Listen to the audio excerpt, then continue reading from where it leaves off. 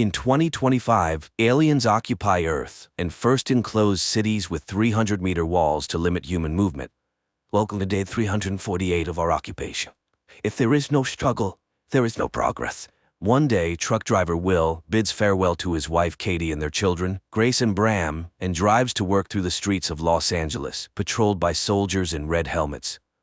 Later, from his conversation with a colleague, it becomes clear that Will is planning an illegal trip beyond the wall.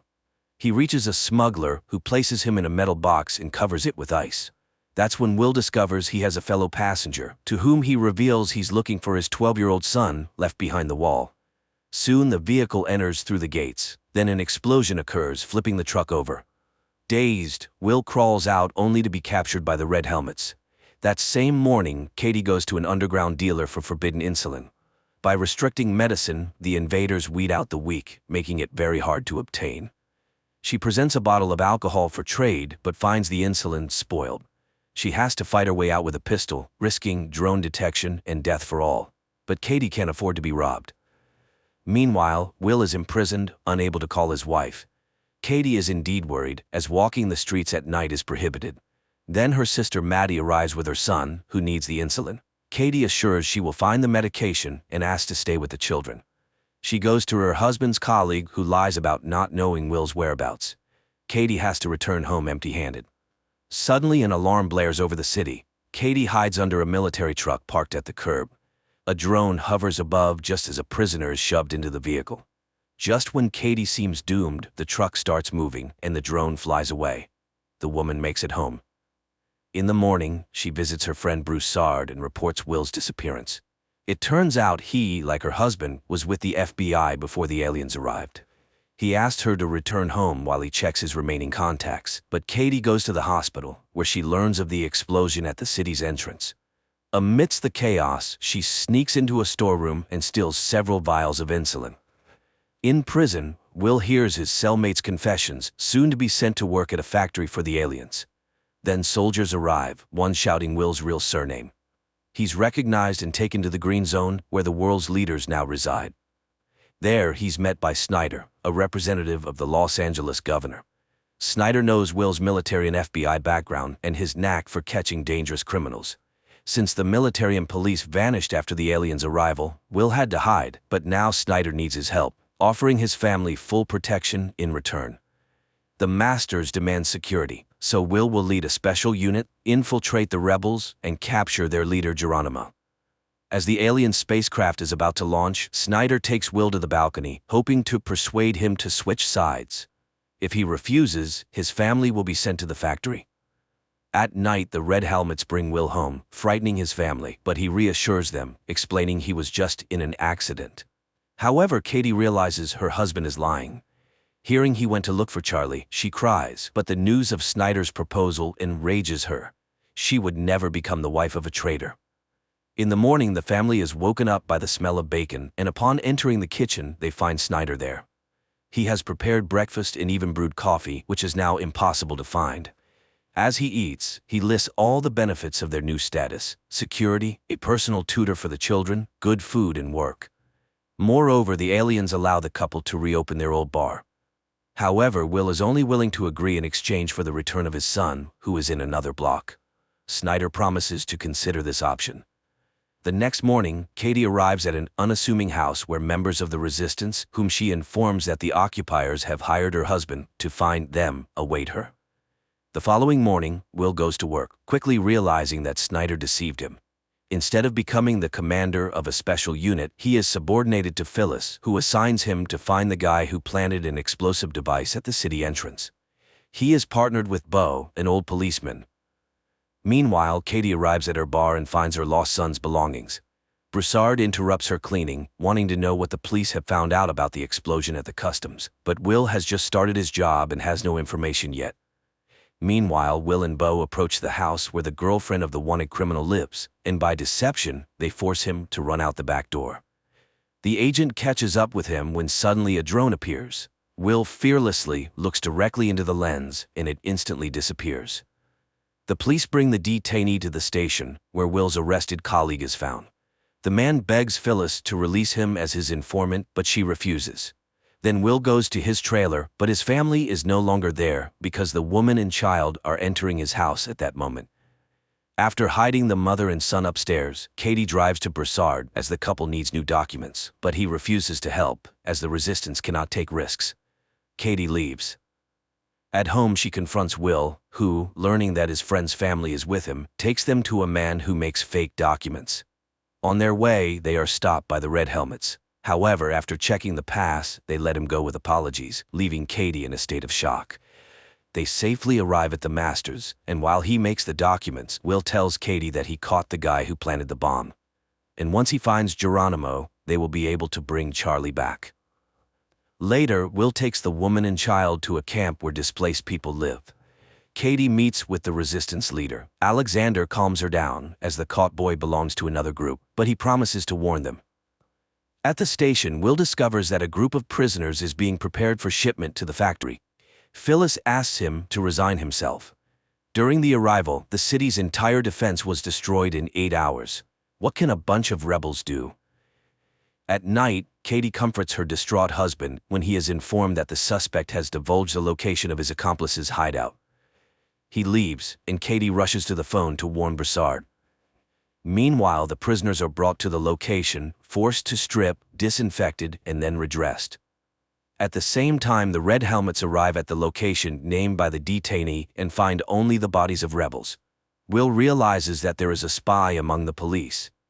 The next morning, a man with a card enters an inconspicuous house on the outskirts of Los Angeles. Immediately, a radio broadcast begins with calls to overthrow the occupation, voiced by Geronimo. The Red Helmets detect the transmission and head to the location.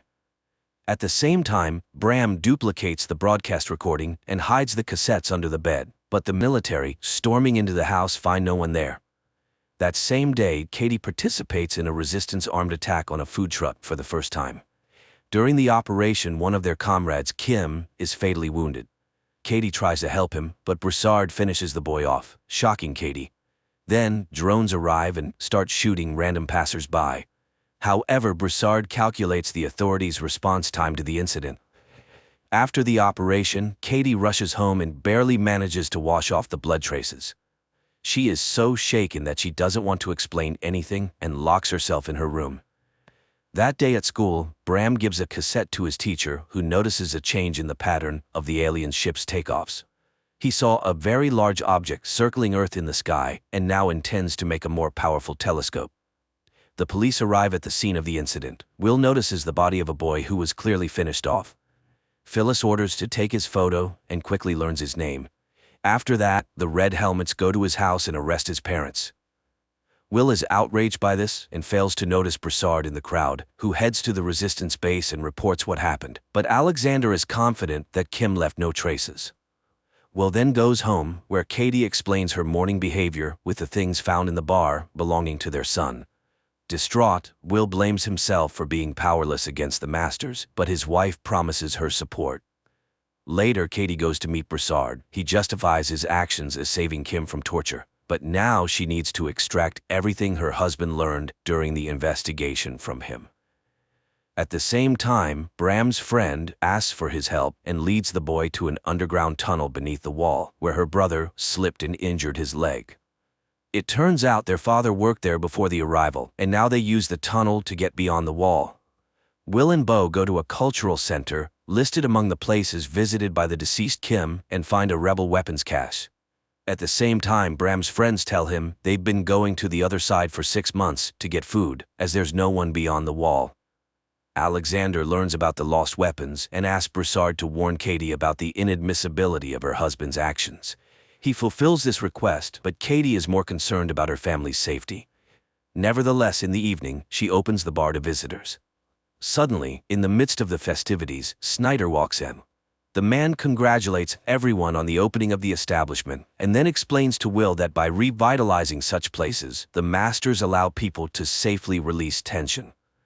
Hearing this, Katie becomes furious, thinking they've sold out to the aliens for the sake of getting their son back. But Will is convinced that by continuing to work for Snyder, he will be able to find Charlie.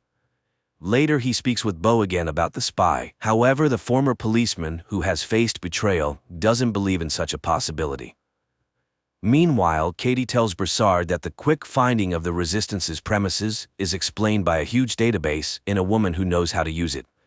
She's ready to reveal her name if Will remains unharmed. Broussard swears to this. The next day, a squad of red helmets bursts into the school. The military brutally arrest a teacher and beat a student. Returning to the base, one of them removes his helmet, revealing himself to be Broussard. Later, he explains to Alexander that he learned the duty schedule of the Red Helmets. Now they have a chance to be in the right place at the right time. That same day, Phyllis shows Will information about the Los Angeles rebels. If they unite and go on the offensive, the entire block will be cleaned out. She hopes Will understands what this means for him and his family and counts on his loyalty. Meanwhile, Katie takes the children for a walk with Lindsay, the governess appointed by the authorities, and turns on the streetlight, sending a prearranged signal. The sound of breaking glass is heard. The woman counts to 10, then pulls out a fire extinguisher. Only after extinguishing the fire does she call emergency services. The red helmets and Will arrive. He is outraged to find that his house is being searched, but such is the protocol. Katie is asked to go to Phyllis for interrogation. She promises the family enhanced security. Moreover, the neighbors are warned that if something happens to them, they will be held responsible. Katie is shocked, as now they will be feared. Phyllis interrogates her about everything, even the personal relationship between husband and wife. Meanwhile, Maddie goes to the Commission for the Preservation of Cultural and Artistic Items in search of work and introduces herself to Charlotte, the director, hoping to become her assistant. After his wife's interrogation, Will confronts Phyllis, but she shows him tapes found under Bram's bed and advises him to keep a closer eye on his son. For now, she'll hold on to these pieces of evidence. Furious, Will drives home, and after a tough conversation, Bram shows his father posters. Their appearance in the city signals the release of a new broadcast by Geronimo. Katie manages to extract a promise from Alexander not to touch her husband, and in return identifies her husband's boss, Phyllis, in a photo. Later, another broadcast by Geronimo begins in the city. This time, the police immediately detect the signal coming from the library and rush there. The man hears their approach but utters his final words, calling for resistance. He is arrested, although Will is sure it's not Geronimo, greatly disappointing Snyder, who had already informed the masters of their victory. That same day, Maddie witnesses Charlotte's anger, who needs a painting by a specific artist. Maddie reports she knows who had collections in the city, as she worked as an art historian. Meanwhile, the arrested man confesses during interrogation that he found the text for the broadcast in a pipe. The police go to the site and verify that the indicated pipe leads to the green zone. Charlotte's workers find art items in the house Maddie mentioned. In gratitude, the owner takes her on board and promises to help with insulin. That same day, Phyllis informs Will that as a sign of trust, she destroyed the tapes. The man goes home where Bram admits he listened to Geronimo because he was the only one who instilled hope in people. Katie arrives at the bar earlier than usual and finds Phyllis in the hall, who wants to talk to her alone. Phyllis talks about her husband and draws parallels with Will, who loves his wife so much that he doesn't see who she really is. She shows surveillance photos from the truck attack site and warns Katie that she's gotten involved with the wrong people. If Katie wants to survive, she will now work for her. After the conversation, Phyllis returns home, where her paralyzed husband lies. She greets him, but upon entering the living room, she finds Broussard there. Phyllis immediately understands why he came and asks him to kill her husband too. Broussard shoots. The next day, Beau and Will go to the crime scene and find the word Geronimo written on the wall. Snyder is furious because Phyllis was very close to the masters and demands the criminal be found. A message comes in about the capture of one of the Geronimo group. Will interrogates the young man, who gives an address in the green zone. The red helmets burst in there, finding a concealed room and several people who call themselves the Geronimo group. Meanwhile, Bram, accompanied by his girlfriend, passes under the wall and ends up in a deserted city where they find necessary supplies in a huge warehouse. Back in Los Angeles, news is broadcast that the underground has been eliminated, although Will doesn't believe it. Snyder once again becomes enraged because he sees that the captured couple doesn't look like terrorists. He refuses to fulfill the agreement about searching for Charlie and appoints Will as the head of the group.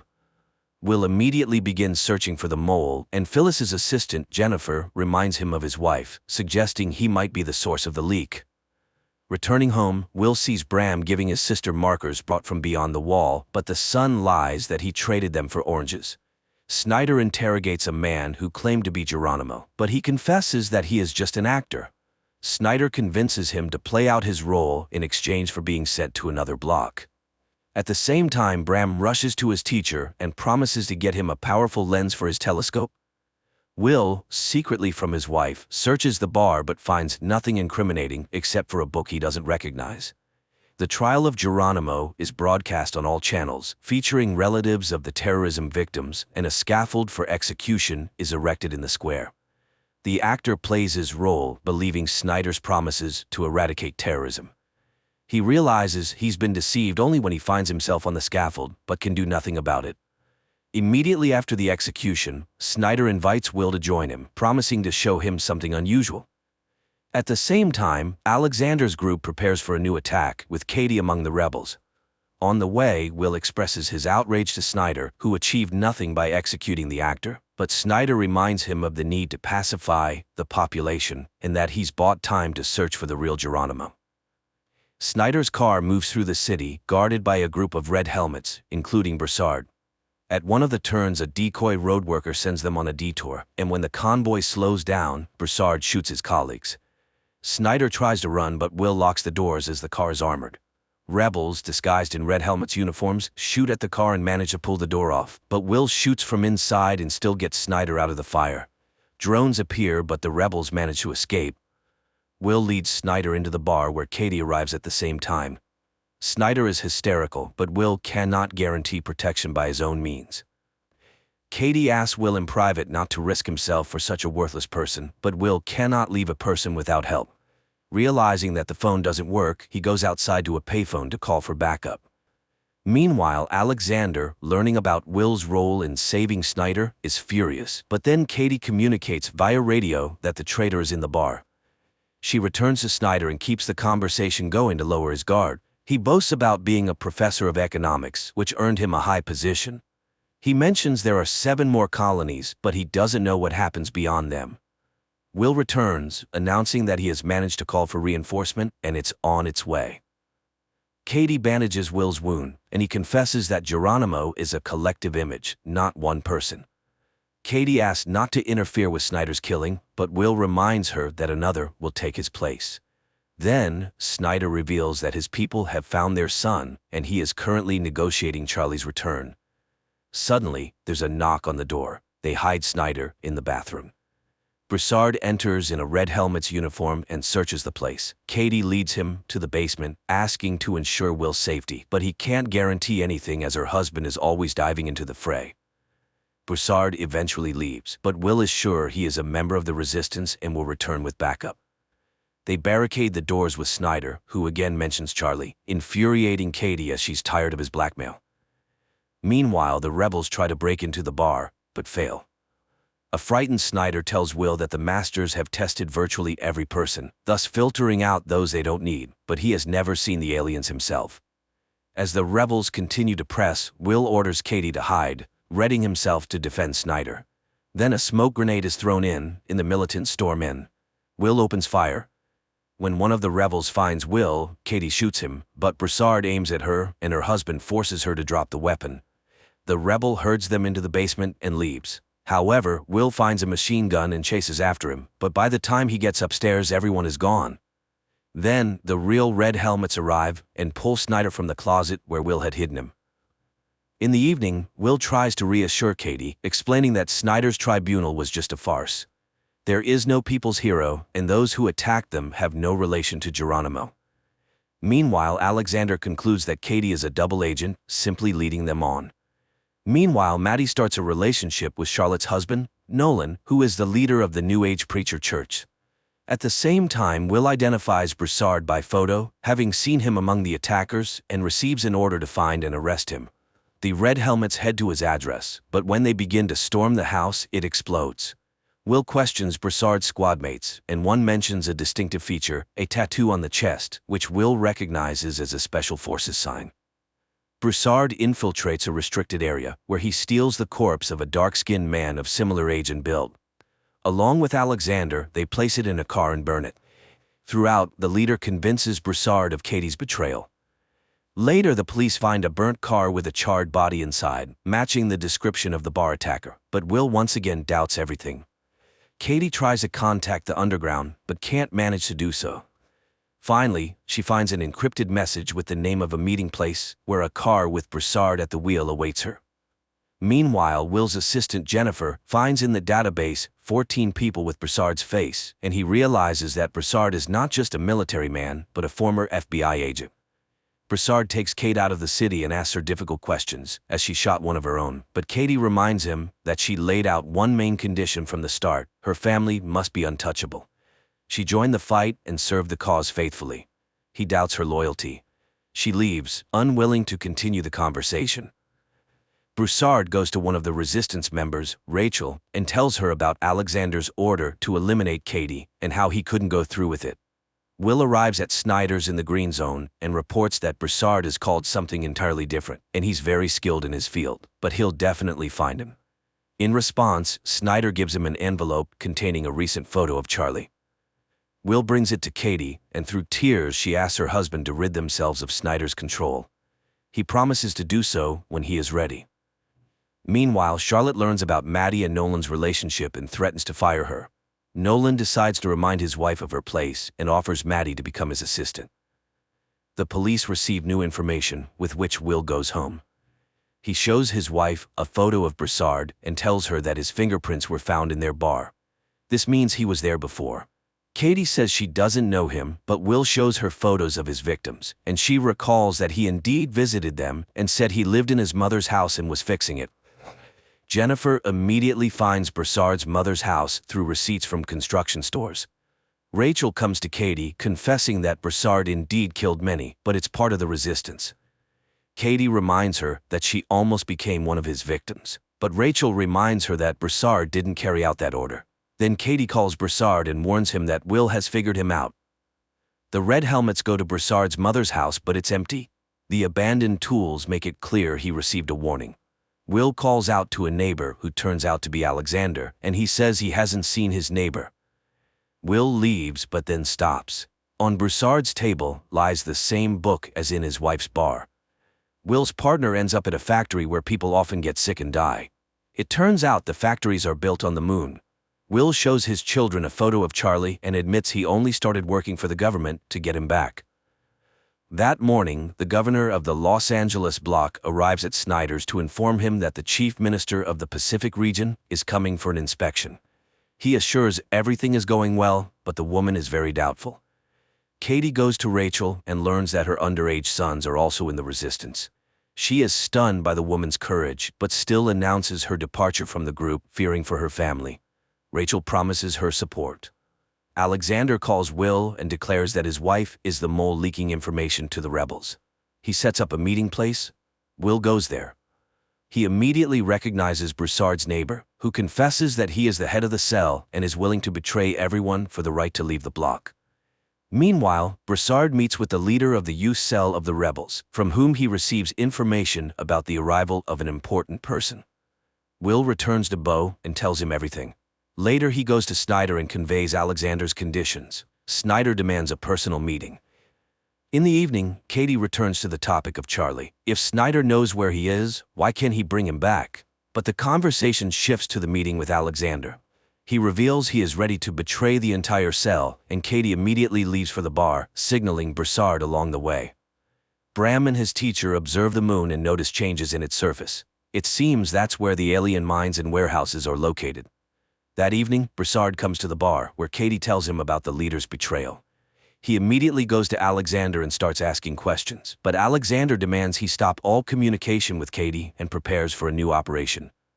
The next day, Will takes Snyder to the meeting place with Alexander, who confesses he just wants to survive. He needs a universal pass to travel between blocks. In exchange, he gives a list of the group led by Broussard and admits they are planning an operation to eliminate the minister. He will set up a meeting for Broussard, where the police will arrest him. Afterward, Will take him beyond the wall and give him the pass. Later, Broussard arrives at the designated place in the market. Rachel and Katie are also there, and upon spotting the red helmets, Katie immediately warns Broussard. A rebel throws firecrackers, causing panic, and people scatter as the military opens fire. Rachel dies, and Broussard escapes. Will goes to Alexander's house, which is under police guard, and announces the cancellation of the deal with Snyder. He is ready to let him run, but Snyder starts talking about Katie signing his death warrant. Will shoots the traitor and blames it all on Broussard. At night, people see Rachel's hanged family, and Katie promises Broussard her support. Will lets his wife know he's aware of her participation in the resistance. The following night, a spontaneous uprising occurs during which several Red Helmets die. Bo asserts that people's patience has run out. Will informs Snyder that he has information about a new rebel cell located beyond the wall. Apparently, there exists an unknown passage to the authorities. He asks for permission to let them go beyond the wall and check. Snyder agrees but assigns them a guard. Meanwhile, Broussard and Katie go to the leader of the youth cell, who proposed a joint attack on the minister. Everything is to happen in the subway, now used only by the masters. Will and Bo, having gone beyond the wall, climb a skyscraper and survey the entire city. They then simulate an attack on themselves. While their guard tries to figure out what happened, their commander finds a map supposedly lost by the attackers. Later, Will points out to Snyder the marks on the map, indicating the rebels' attack points. Snyder reports the found tunnel under the wall. Members of the youth cell show Katie a micro-drone, shaped like a bee, capable of flying anywhere and gathering any information. The rebels finalize the attack plan. Broussard teaches Katie how to shoot. At that time, Red Helmets led by Snyder come to Nolan's house, accusing Charlotte of hiding valuable paintings from the masters and arresting her. That evening, Katie finds a book about the benefit of the arrival, given to her daughter by Lindsay. She immediately calls Will and tells him about how the new church is indoctrinating children. Will then informs her that they will move to Bo's house, located beyond the wall, accusing her of spying on him, but Katie can no longer bear it. They constantly lie to each other, and it's killing their family, and hiding, even beyond the wall, is impossible. Will asks Bo to run alone. Katie and Broussard, killing guards, descend into the subway, open a backup entrance, and the group infiltrates inside. The rebels cause an explosion, derailing the train. Searching the wrecked wagons, people find an alien's body. Will learns about this and heads to the station, where the governor soon arrives, announcing the kidnapping of a master. There was already an incident when 2 aliens died, leading to Dallas's destruction, so people must understand what awaits Los Angeles if they don't find the missing master. At the same time, a group of rebels transports the alien to a secret location, blocking signals with metallic foil. Will rushes home and asks Maddie to hide the children. She suggests taking them to the green zone. He tries to find Katie, and Bram gives him a secret number his mother received the day before. While the rebels try to move the alien to another location, a curfew is declared in the middle of the day. Maddie and the children end up in a huge queue, and as they try to break through, Bram runs away. Meanwhile, the rebels hijack a Red Helmet's car and load the alien into it. At the same time, the police receive subway camera footage. Will recognizes Katie but doesn't show it. Bram runs to his teacher and leads him to the tunnel. Meanwhile, the group that kidnapped the alien moves through the city in a police car and witnesses a house being shot to intimidate residents. Snyder is removed from his position, but the governor can do nothing. Meanwhile, the alien is brought to a laboratory, shielded from any observation methods, and they attempt to open his suit. Will gives the rebel codebook to Jennifer. Together, they review the operation footage from Broussard's arrest attempt and identify the youth cell leader, who is also in the database. The rebels figure out how to activate the communicator on the alien's wrist when Will knocks on the door. He asks to hand over the kidnapped and run, or he won't be able to save them, but Katie refuses to open the door, instead breaking the isolation, forcing the rebels to flee through a secret passage. At that moment, drones converge on the house. Katie opens the door, and Will calls the police. The alien is taken away. Snyder thanks him and gives him a universal pass beyond the wall. Simultaneously, Bram and the teacher descend into the tunnel and are caught by the police. Snyder is taken away by the patrol. Will goes beyond the wall to find his son, and Katie returns to an empty house. This concludes the first season.